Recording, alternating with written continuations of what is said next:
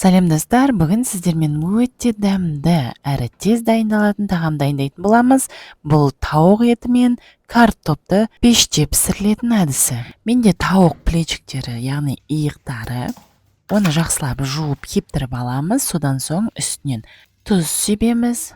Содан соң қызыл паприка себеміз, және де құрғақ сарымсақ немесе балғын сарымсақ қосуыңызға болады. Және әртүрлі өзіңізге ұнайтын дәмдеуіштер қосуыңызға болады. Ендігі кезекте майонез кішкене бір ас қасық қосамыз. Майонездің орнына қаймақ та қосуыңызға болады. Бір ас қасық болатындай кетчуп немесе томат пастасын қосуға болады. Және қалауыңыз бойынша бір ас қасық соевый соус қосуға да болады. Енді осының бәрін жақсылап араластырамыз. Маринады тауыққа сіңу үшін бетін жауып, пищевой пленкамен тоңазытқышқа қоя тұрамыз.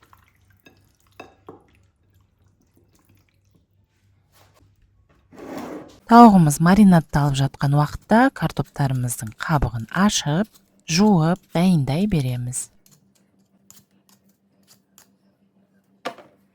Келесі кезекте картоптарымызды видеодағыдай тураймыз.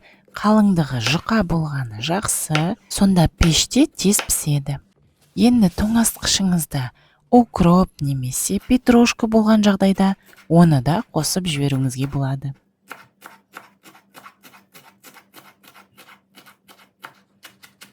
Осылай кішкентай бөлшектерге майдалаймыз.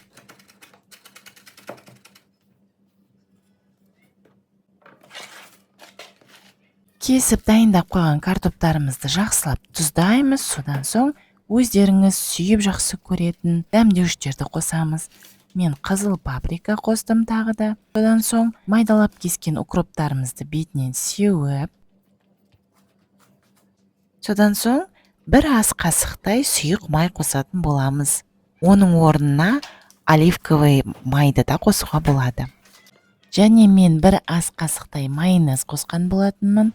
Майонездің орнына қаймақта қосуға болады. Енді бәрін жақсылап араластырамыз. Картопқа дәмдеуіштердің дәмі сіңуі керек.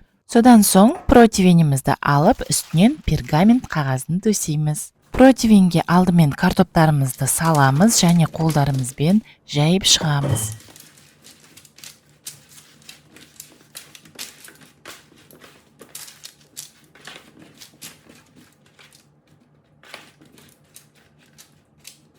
Келесі кезекте тауықтарымызды картоптардың арасына салып шығамыз.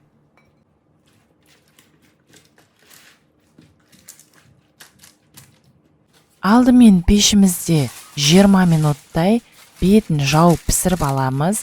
Осылай пергамент қағазымен де жабуға болады, немесе фольгамен де жауып қоюға болады. Қызып тұрған пеште 200 градуста 30-40 минут пісіретін боламыз. 30 минуттан кейін картоптарыңызды қарап отырыңыз. Картопыңыз жұмсарған болса, пісті деген білдіреді. 30 минуттан кейін бетін ашып, 10-15 минуттай тағы да пісіретін боламыз. Сол кезде беті қытырлақ болып піседі. Айта кететін болсақ, кейбір рецепттерде картопты алдын ала суға пісіріп алуға кеңес береді. Мен бірақ алдын ала ештеңе пісірген жоқпын. Ондай артық жұмыс жасайтын әдістерді мен жақсы көрмеймін. Сондықтан менің әдістерім оңай және тез, әрине дәмді рецепттермен бөлісемін. Бастысы картопты қалың қылып турамаңыз. Картоптарымыз 100% пісіп дәмді болып шықты. Мінеке осындай өте дәмді әрі тез дайындалатын рецептпен сіздермен бөлістім. Сіздерге ұнап жатса лайк басып, комментарий жазуды ұмытпаңыз. Әрине, менің каналымды жоғалтып алмас үшін тіркеліп отырыңыздар. Астарыңыз әрдайым дәмді болсын. Қарағандарыңызға рахмет, сау болыңыздар.